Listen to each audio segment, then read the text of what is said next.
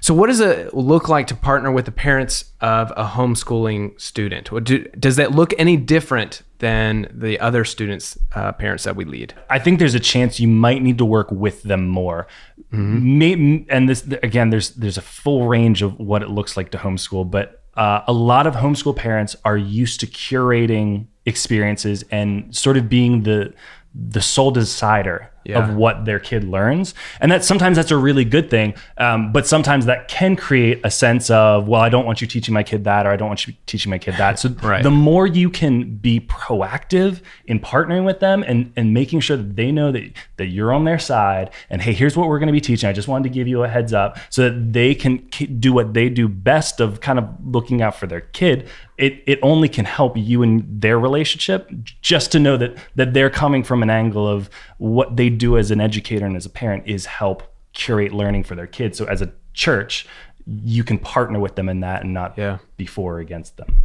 I love that. I mean, I definitely think turning the volume up on partnering with parents. I mean, all jokes aside, parents who are homeschooling their kids are doing so because they really care about their kid and they want the best for their kid, whether it's they need to learn in a special way or they need, they're overcoming something or they are on the fast track to something else, whether it's athletics or academics. I think parents of homeschooled children are amazing.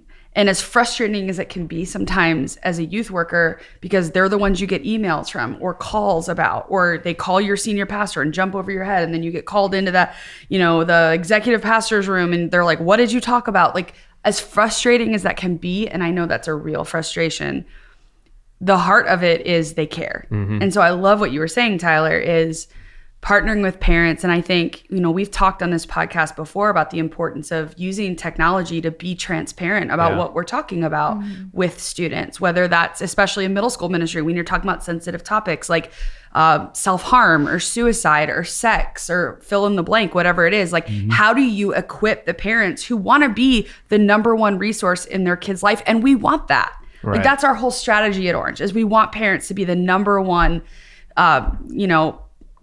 we want them to be the number one source of information to their kid. So how do we do that when school's decentralizing, church is decentralizing?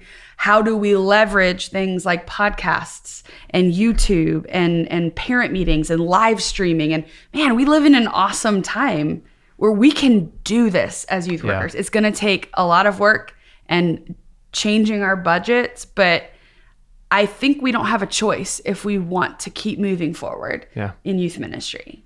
I would also add that, for as much as I'm a small group leader, but as often as I get frustrated with the lack of response I get from parents and the lack of, like, they're not responding to my emails, they're not responding to my texts or phone calls or whatever, the lack of quote unquote parent engagement that we often sometimes feel, even though it may or may not be true.